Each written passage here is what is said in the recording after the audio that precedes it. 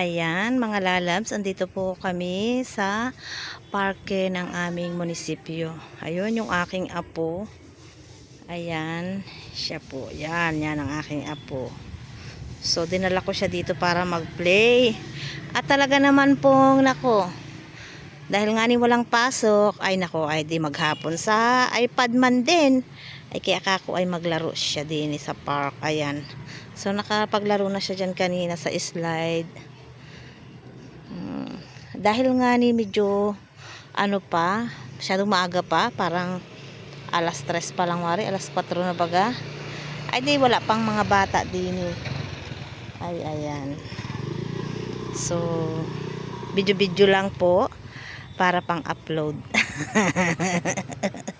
Aray ko, para pang upload. Ayan. Ang bilis naman. Anong pagkabilis naman. Pinawisan na siya.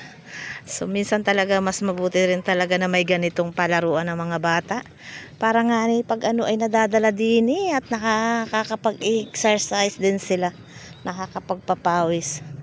Ay dahil nga ni pag nasa bahay lang ay naku ay TV o di kaya ay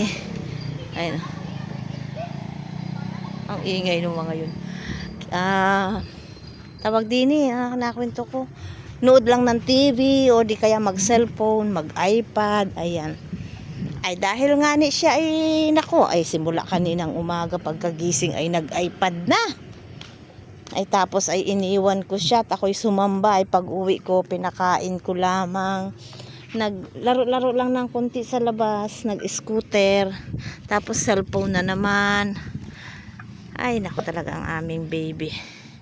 Kaya sabi ko ay dalhin ko siya dito sa park. Para nga ni kahit papaano ay siya ay ma-exercise naman at mapalayo ang mata.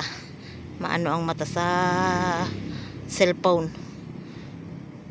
Ayan. So hanggang dito na lamang ang aking video. Salamat sa inyong panonood. Bye bye. God bless.